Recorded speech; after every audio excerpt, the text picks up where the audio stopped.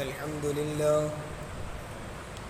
لله وكفى وسلام على عباده الذين اصطفى أما بعد فأعوذ بالله من الشيطان الرجيم بسم الله الرحمن الرحيم وإنك لتدعوهم إلى صراط مستقيم وإن الذين لا يؤمنون بالآخرة عن الصراط لناكبون ولو رحمناهم وكشفنا ما بهم من ضر للجوا في طغيانهم يعمهون ولقد أخذناهم بالعذاب فما استكانوا لربهم وما يتضرعون حتى إذا فتحنا عليهم بابا ذا عذاب شديد إذا هم فيه مبلسون صدق اللہ العظیم۔ گزشتہ آیتوں میں یہ بات بیان کی تھی کہ جو لوگ اللہ پر ایمان نہیں لاتے ان کے ایمان نہ لانے کی آخر وجہ کیا کیا ہو سکتی ہے، جو وجہیں ہو سکتی ہے قرآن نے اس کو بیان کیا اور یہ واضح کر دیا کہ ان وجوہ کی بنیاد پر یہ ایمان نہ لاتے ہو ایسا نہیں ہے۔ یعنی مکہ کے لوگ حضور اکرم صلی اللہ علیہ وسلم پر ایمان نہیں لاتے ہیں، آپ کی بات کو نہیں مانتے ہیں، تو کیا ان کی وجہ یہ ہے کہ انہوں نے قرآن میں کبھی غور نہیں کیا اس وجہ سے وہ ایمان نہیں لائے؟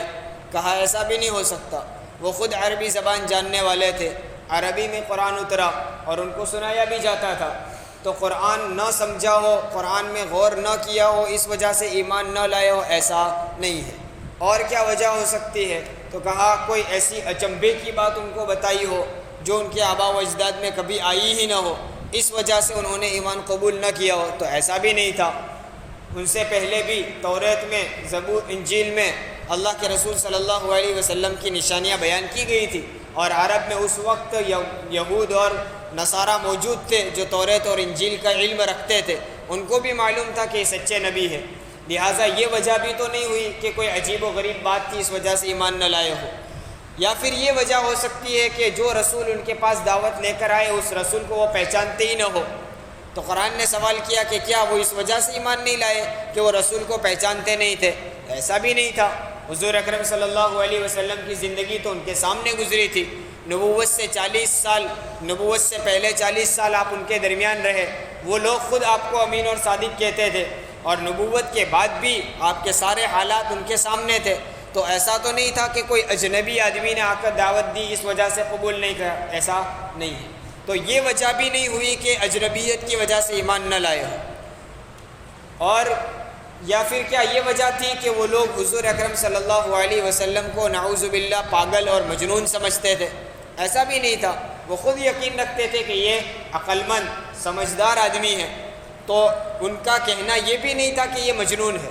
تو آخر وجہ کیا تھی؟ قرآن نے کہا بس یہی تھا کہ ان کو حق بات ماننی نہیں تھی، اپنی من مانی والی زندگی چھوڑنی نہیں تھی، اپنی چاہت والی زندگی چھوڑنا نہیں تھا۔ تو ایمان لانے سے جو چیزیں رکاوٹ بن سکتی ہو وہ ساری رکاوٹوں کو بیان کیا کہ یہ رکاوٹ ہے، یہ رکاوٹ ہو سکتی ہے، یہ رکاوٹ ہو سکتی ہے، یہ رکاوٹ ہو سکتی ہے، لیکن کوئی رکاوٹ ایسی نہیں تھی جو ان اہل عرب کے لیے، مکہ والوں کے لیے رکاوٹ بنتی ہو۔ جتنی رکاوٹیں ہو سکتی ہیں ان میں سے کوئی رکاوٹ ایسی نہیں تھی جو ان کو ایمان لانے سے روکے۔ ہاں، ایمان قبول کرنے کے لیے جو چیزیں سبب بنتی ہیں وہ موجود تھی، یعنی اسلام کا سچا ہونا، حق ہونا، اور قبول کرنے کے لائق ہونا، امانت، اس میں امانت داری کا ہونا، سچائی کا ہونا، ظلم و زیادتی کا اس میں خاتمہ کر دینا، یہ ساری چیزیں ایسی تھی جو خود تقاضا کرتی تھی کہ اسلام قبول کر لیں۔ تو نتیجہ یہ ہوا کہ جو چیزیں اسلام قبول کرنے کا تقاضا کرتی وہ ساری چیزیں موجود تھیں، اور اسلام قبول کرنے سے جو چیزیں رکاوٹ بنتی اس میں سے کوئی چیز موجود نہیں تھی، پھر بھی لوگ ایمان نہیں لائے۔ اب وقت کا نبی جب اپنی قوم کو مسلسل دعوت دے اور وہ بات نہ مانے، جیسے ہم بھی کوئی کام میں لگیں اور وہ برابر اس کے پیچھے ہم محنت کرتے رہیں لیکن اس کا ہمیں نتیجہ اور فائدہ نظر نہ آئے تو آدمی مایوس ہو جاتا ہے۔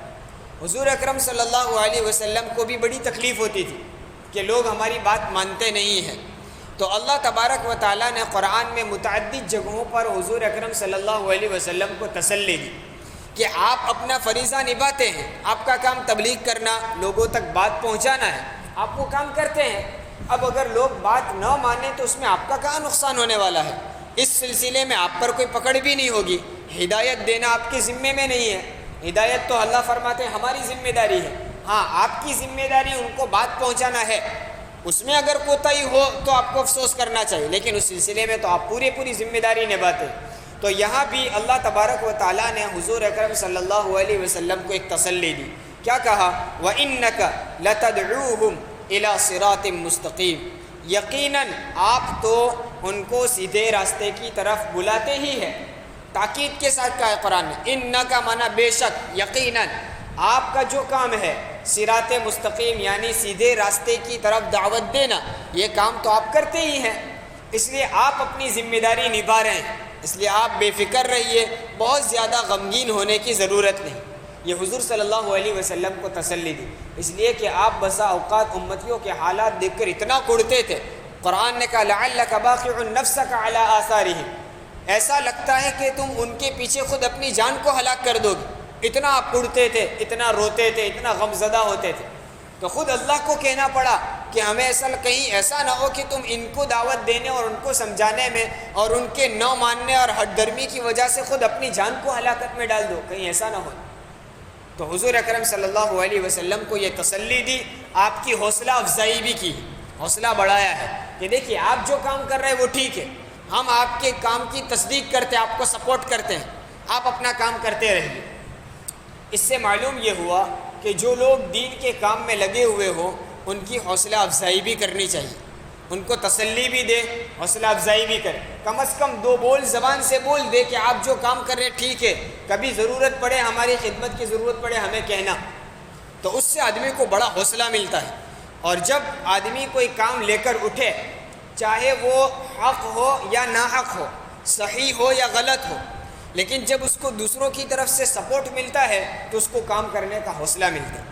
ہمارے زمانے میں ایک بڑی جماعت ناحق پرستی، اسلام کو مٹانے اور اسلام دشمنی میں بڑی محنت کرتی ہے، کیوں؟ حکومت کا سپورٹ ملا ہوا ہے، ان کو معلوم ہے کہیں بھی گڑبڑ ہوگی تو حکومت ہمارے ساتھ، اور اب تو عدالت بھی ہمارے ساتھ، سب کچھ ہمارے ساتھ ہے، تو حوصلہ ملتا ہے کہ اب جو کرنا ہو کرو، ڈر اور خوف ختم ہو جاتا ہے۔ تو اس طرح ہمیں اپنے دینی کاموں میں لگے ہوئے طبقے کی حوصلہ افزائی کرنی چاہیے کہ آپ جو کام کر رہے ہیں وہ ٹھیک کر رہے ہیں۔ کسی بڑے آدمی کی طرف سے جب دو بول دیے جاتے تو اس کو بڑی تسلی ہوتی ہے، ہمت ملتی ہے کہ جی میں کر رہا ہوں وہ ٹھیک ہے، چاہے سب لوگ میری مخالفت کرے، دشمنی کرے، کچھ بھی کرے، لیکن میں جو کر رہا ہوں تو اچھا ہی کر رہا ہوں، اس وجہ سے اس کو حوصلہ ملتا ہے۔ اللہ تبارک و تعالیٰ نے بھی حضور اکرم صلی اللہ علیہ وسلم کو تسلی بھی دی، حوصلہ افزائی بھی کی۔ پھر فرمایا وَإِنَّ الَّذِينَ لَا يُؤْمِنُونَ بِالْآخِرَةِ عَنِ الصِّرَاطِ لَنَاكِبُونَ، آپ تو سیدھے راستے کی طرف لوگوں کو دعوت دیتے ہی دیتے ہیں، لیکن ان کا حال کیا ہے کہ یقیناً وہ لوگ جو آخرت پر ایمان نہیں رکھتے ہیں، مکہ والوں کی سب سے بڑی بات یہی تھی، وہ آخرت کو نہیں مانتے۔ دیکھیے مکہ کے لوگ ایسا نہیں تھا کہ اللہ کو نہیں مانتے تھے، اللہ کو مانتے تھے وہ لوگ، لیکن اللہ کے ساتھ ساتھ کئی ایک بتوں کی عبادت کرتے تھے، یعنی شرک کرتے تھے۔ تو اللہ کو تو کسی نہ کسی درجے میں وہ مانتے ہی تھے، سب سے بڑی وجہ اور بڑا پرابلم یہاں آتا تھا کہ وہ آخرت کو نہیں مانتے، آخرت کا انکار کر دیتے تھے۔ تو جو اللہ نے کہا یقیناً وہ لوگ جو آخرت پر ایمان نہیں رکھتے ہیں وہی لوگ سیدھے راستے سے پھر رہے ہیں، ہٹ رہے ہیں، لناکبون، وہ سیدھے راستے سے پلٹ جاتے ہیں، ان کو سیدھے راستے پر چلنا نہیں۔ آپ سیدھے صراط مستقیم کی دعوت دیتے ہیں لیکن وہ لوگ صراط مستقیم سے ہٹتے ہیں۔ مطلب یہ ہوا کہ آپ غلطی پر نہیں ہیں، آپ تو سیدھے راستے پر لاتے ہی ہیں، غلطی پر وہ ہے کہ وہ خود ہٹ جاتے ہیں، آپ کی دعوت میں کوئی کوتاہی نہیں ہے۔ آدمی جب سیدھے راستے پر چلتا رہے گا تو وہ سیدھا منزل پر پہنچے گا، جو راستہ اس کا سیدھا وہاں تک پہنچانے والا ہے اس راستے پر چلتا رہے گا تو اپنے مقام پر منزل پر پہنچ جائے گا۔ ادھر ادھر راستے میں بھٹکنے لگے گا تو راستہ بھول جائے گا۔ اس لیے ہمیں بھی شریعت مطہرہ کے طور پر جنت کا ایک سیدھا راستہ بتا دیا، بس اسی پر چلتے جاؤ، آخر میں آپ سیدھے جنت میں پہنچو گے۔ ادھر ادھر بھٹکو گے تو جنت کا راستہ بھول جاؤ گے اور پھر وہ راستہ آپ کو جہنم تک پہنچا سکتا ہے۔ تو حضور اکرم صلی اللہ علیہ وسلم کو کہا کہ یہ ان کی غلطی ہے کہ جو آخرت پر ایمان نہیں رکھتے ہیں وہ لوگ سیدھے راستے سے ہٹتے ہیں۔ وَلَوْ رَحِمْنَاهُمْ وَكَشَفْنَا مَا بِهِمْ مِنْ ضُرٍّ لَلَجُّوا فِي طُغْيَانِهِمْ يَعْمَهُونَ۔ اس آیت کے سمجھنے سے پہلے یہ سمجھ لیں کہ جس طرح اگلے انبیاء علیہم السلام اپنی قوم کو دعوت دیتے رہے اور مسلسل محنتوں کے بعد بھی وہ ایمان نہیں لائے، تو بعض انبیاء نے اپنی قوم کے متعلق بددعا کی اور ان پر عذاب آیا، جیسا کہ پچھلے بھی واقعات گزرے۔ حضرت نوح علیہ السلام نے بددعا کی جس کی وجہ سے ان کی قوم پر پانی کا عذاب آیا۔ تو اس طرح حضور اکرم صلی اللہ علیہ وسلم نے بھی بڑی انتھک محنت اور کوشش کی اللہ کے ساتھ اللہ کے بندوں کو جوڑنے کے لیے، اور یہ سب ہم آپ کی قربانیوں کو جانتے ہیں، فاقے برداشت کیے، پیٹ پر پتھر باندھنے پڑے، آپ کی دونوں بیٹیوں کو ایک ساتھ طلاق ہوئی، کبھی راستے میں کانٹے بچھا دیے جاتے، کبھی آپ سجدے میں ہوتے تو آپ کے سر اور گردن پر وزنی چیز رکھ دی جاتی جس سے آپ سجدے سے نہ اٹھ سکتے، اور جو ممکن تھا جیسی تکلیف دے سکتے تھے دے دی، یہاں تک کہ آپ کو مکہ جیسی مقدس زمین اور حرم پاک کو بھی چھوڑنا پڑا۔ آپ جب حرم چھوڑ کر گئے تو مدینہ اس وقت کوئی متبرک جگہ نہیں تھی، ابھی ہمارے لیے مدینہ بہت برکت والی جگہ ہے۔ وہ تو کیوں ہے، آپ وہاں گئے تو جب تک آپ مدینہ نہیں گئے تھے وہاں تک تو اس مدینہ کو لوگ مدینہ بھی نہیں کہتے تھے، یثرب نام تھا اس کا۔ تو وہاں نہ مسجد نبوی تھی، نہ وہاں حرم شریف تھا، نہ آپ کے وہاں مکانات، آپ کا حجرہ شریف تھا، کچھ بھی نہیں تھا اس وقت۔ سب سے برکت والی جگہ اس وقت کون سی تھی؟ وہی کعبۃ اللہ تھا۔ لیکن آپ نے دین کے خاطر اور لوگوں نے اتنی تکلیفیں دی کہ آپ کو وہ چھوڑنا پڑا، اور آپ کو اپنے وطن سے اتنی محبت تھی کہ مکہ چھوڑ کر آپ جب جا رہے تھے تو مکہ سے باہر نکلنے کے بعد آپ نے ایک نظر مکہ کی طرف کی اور کہا تھا کہ اے خاک مکہ، میں تجھ سے محبت کرتا ہوں لیکن تجھ پر بسنے والے لوگوں نے مجھے یہاں رہنے نہیں دیا، تو آپ کو مجبور ہو کر جانا پڑا۔ ایسی تکلیفیں، اور پھر آپ مدینہ چلے گئے تو مدینہ جانے کے بعد بھی مکہ سے لے کر مدینہ تک لوگ آپ کو ستاتے تھے، کبھی آپ کے مسلمانوں کے جانوروں کو جو باہر چراغاہ میں چرتے ہو تو ان کو پکڑ کر لے جاتے تھے، کبھی لشکروں کی تیاری کر کے آتے اور مدینہ پر حملہ کرتے، جس کی بنیاد پر غزوہ بدر اور احد اور احزاب متعدد غزوات پیش آئے۔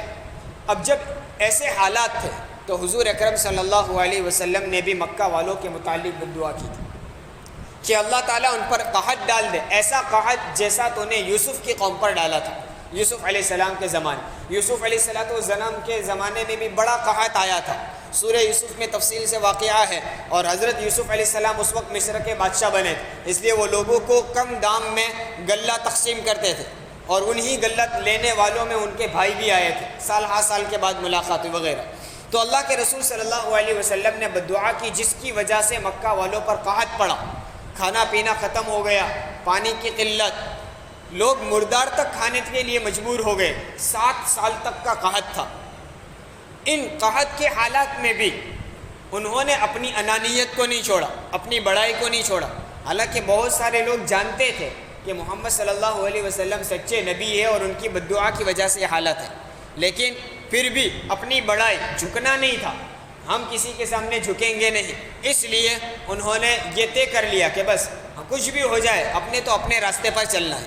قرآن نے اس کا ذکر کیا کہ دیکھیے اصل میں ان کے اوپر عذاب آیا تو بھی وہ ہٹے نہیں۔ ہاں، پوری قوم تو عاجزی کی نہیں۔ ابو سفیان نے آ کر حضور اکرم صلی اللہ علیہ وسلم کو کہا کہ کیا تم رحمت للعالمین بنا کر نہیں بھیجے ہو؟ تم نے کہا تھا میں پورے عالم کے لیے رحمت بنا کر بھیجا ہوں۔ تو حضور نے فرمایا جی میں تو رحمت بنا کر بھیجا گیا ہوں۔ تو کہا کہ تم نے اپنی قوم کے متعلق بددعا کی ہے، بڑی پریشان ہے، تو آپ ان کے لیے دعا کر دیں کہ وہ قحط ختم ہو جائے۔ حضور اکرم صلی اللہ علیہ وسلم نے دعا کی اور آپ کی دعا ہی کی برکت سے وہ قحط بھی ختم ہوا۔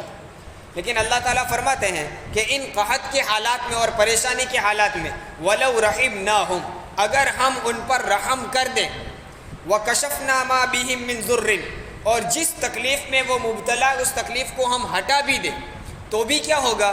لَلَجُّوا فِي طُغْيَانِهِمْ يَعْمَهُونَ۔ یہ قحط ہٹنے سے پہلے اللہ نے بتا دیا کہ اگر ہم ان پر رحم کر دیں اور جس پریشانی میں قحط سالی میں وہ مبتلا ہے وہ قحط ہم ان سے ہٹا بھی دیں تو بھی اور وہ اپنی سرکشیوں میں، اپنی گمراہیوں میں برابر لگے رہیں گے، اصرار کرتے رہیں گے، اس پر اڑے رہیں گے، وہ اس سے ہٹنے والے نہیں ہیں، چونکہ ان کی گھٹیوں میں سرکشی پڑی ہوئی تھی۔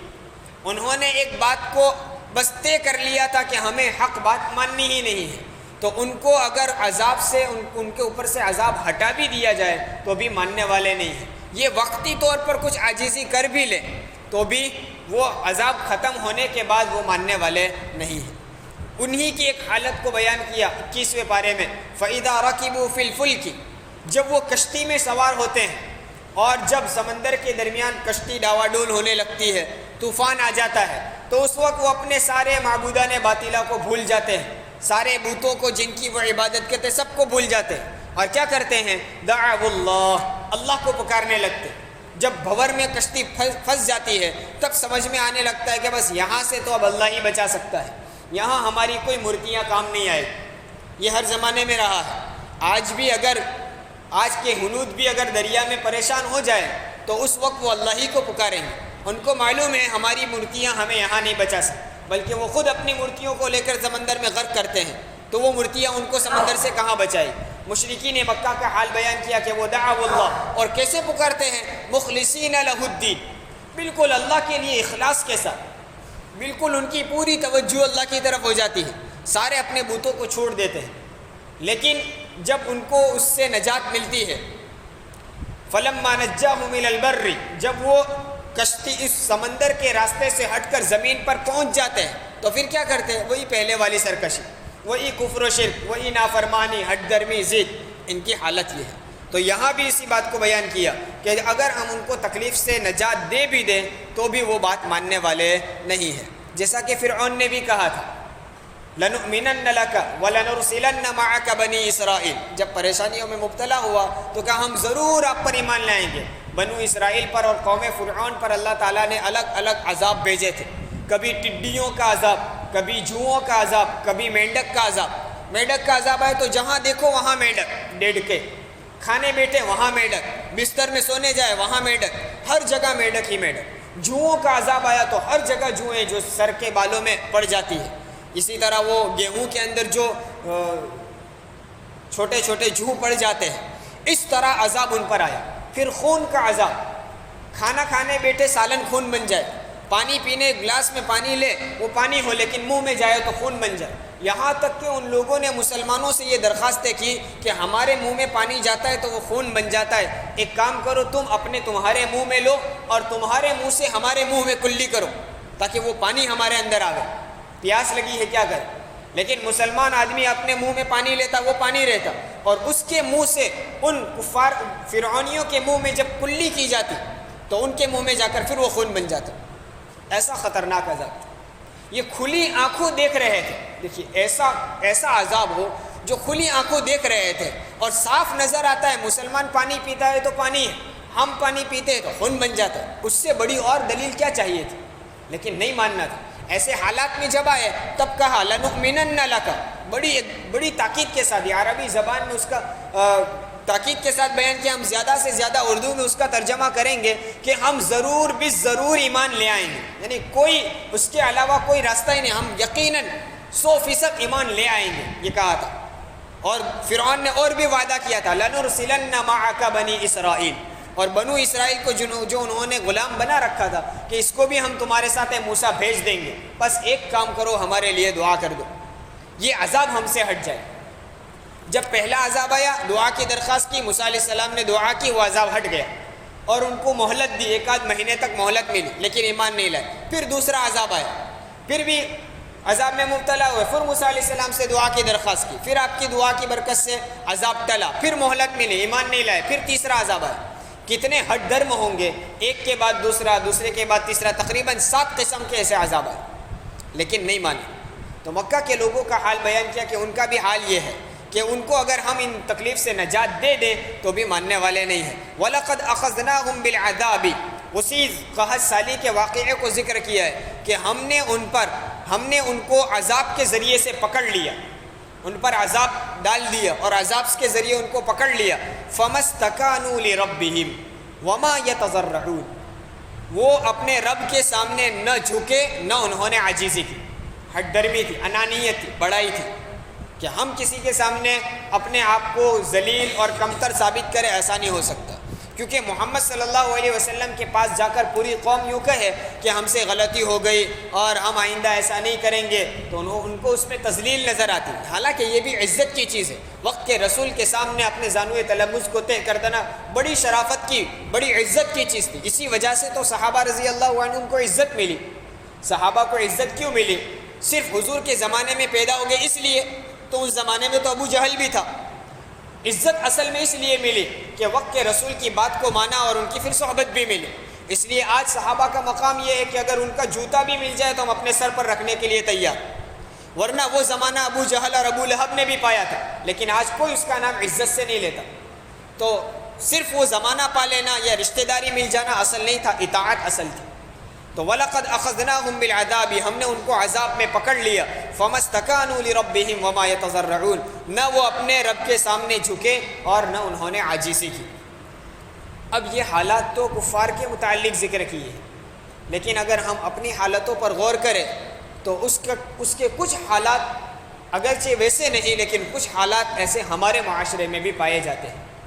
ہم جب یہ واقعات سنتے ہیں تو ہم کو لگتا ہے کہ کیسے لوگ ہوں گے، عذاب آنے کے بعد بھی نہیں سدھرتے، کھلی آنکھوں دیکھ رہے ہیں ایسی پریشانیاں آ رہے، پھر تو سدھر جانا چاہیے تھا۔ لیکن ہمارے اوپر بھی بہت سارے ایسے مصائب آتے ہیں، کیا اس کے بعد ہماری عبادتوں میں اضافہ ہوتا ہے؟ کیا اس کے بعد اللہ کی طرف ہمارا رجوع بڑھتا ہے؟ کیا اس کے بعد ہماری زندگی سنت اور شریعت کے مطابق بنتی ہے؟ نمازوں کا اہتمام ہوتا ہے؟ ہمارا حلیہ اور ہمارے عادات، ہمارے اطوار، ہمارے طریقے سنت کے مطابق بنتے ہیں؟ کورونا کے زمانے میں دیکھ لیا، سب لوگوں نے دیکھ لیا، اور اموات پر اموات ہوتی چلی جا رہی، اور ہر آدمی مان گیا تھا کہ یہ ایک قسم کا عذاب ہے، اللہ ہی اس سے نجات دے سکتا ہے۔ یہ صرف مسلمانوں نے نہیں، بہت سارے غیر مسلموں کی زبانوں سے بھی آپ نے سنا ہوگا، میں نے خود اپنے ان گنہگار کانوں سے کئی مرتبہ سنا کہ آ تو اوپر واڑو بچاوے تو بچی سکائے۔ اس بات کا ان کو یقین ہے، اعتراف ہے۔ اب ان کی بات چھوڑیں، خود ہم اپنے حال پر غور کریں تو کیا اس کے بعد ایک لمبے زمانے تک ہماری مسجدوں میں آنے کی ہمیں کیا مہلت نہیں ملتی تھی؟ حرم جیسا حرم بند ہو چکا تھا، انسان معاشی اعتبار سے بھی پریشان، بیماریوں کی وجہ سے خوف زدہ، رشتہ داروں سے نہیں مل سکتا ہے، گھر کے باہر نہیں نکل سکتا ہے، اور ذرا باہر کہیں نکلے تو اوپر ظلم و ستم کا اندیشہ، یہ سارے حالات تھے۔ تو کیا اس کے بعد ہماری مسجدوں میں نمازیوں کا اضافہ ہوا؟ کیا اس کے بعد ہمارا پورا معاشرہ سنت کے مطابق بن گیا؟ کیا ہمارے وہ لوگ جو اس سے پہلے سنت کے مطابق اپنا حلیہ، اپنا طریقہ نہیں رکھتے تھے، اس وبا کے بعد ڈر کے مارے اور اللہ کا خوف پیدا کر کے راہ راست پر آ گئے ہوں؟ ایسا کچھ فرق ہوا؟ تو پھر ہم میں اور ان میں کیا فرق؟ ان واقعات کو پڑھ کر ہمیں عبرت لینے کے لیے اگلے لوگوں کے واقعات، اسی طرح کفار کے واقعات بیان کیے جاتے ہیں کہ یہ تو ان لوگوں کی حالت ہے جو اللہ کو نہیں مانتے، ان کی عادات ہے، ایمان والوں کی شان نہیں ہے۔ ایمان والوں پر تو تھوڑی مصیبت آئے وہ فوراً اللہ کی طرف متوجہ ہوتے ہیں۔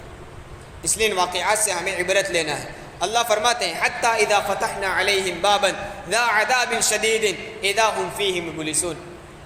ہاں، یہ تو دنیاوی حالات ان پر آتے رہے، انہوں نے عاجزی نہیں کی، وہ اللہ کے سامنے جھکے نہیں، کرتے رہے حتی یہاں تک کہ اذا فتحنا علیہم بابا، جب ہم ان پر ایک دروازہ کھول دیں گے۔ کون سا دروازہ؟ ذا عذاب شدید، سخت عذاب کا دروازہ، یعنی قیامت مراد ہے، آخرت کا۔ یہ تو دنیاوی حالات اور دنیا کے عذاب ہے، یہ پھر بھی نہیں مانتے ہیں تو وہ اپنے کفر پر اڑے رہے، یہاں تک کہ جب ہم سخت عذاب کا دروازہ ان پر کھول دیں گے، آخرت کا عذاب ان پر آئے گا، اذا ہم فیہ مبلسون، اس وقت وہ پڑے رہیں گے، اس وقت ان کو سمجھ میں آ جائے گا کہ ہمیں کیا کرنا تھا۔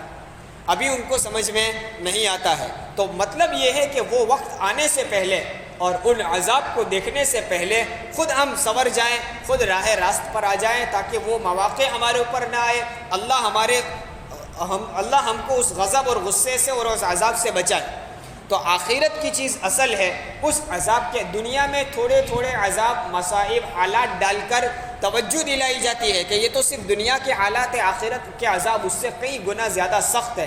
اس لیے ابھی اس چھوٹی موٹی چیزوں کو، چھوٹے موٹے عذاب کو دیکھ کر عبرت لے لو تاکہ وہ آخرت کے عذاب سے بچ سکے۔ اللہ تبارک و تعالی ہمیں اپنے غصے غضب سے ہماری پوری حفاظت فرمائے۔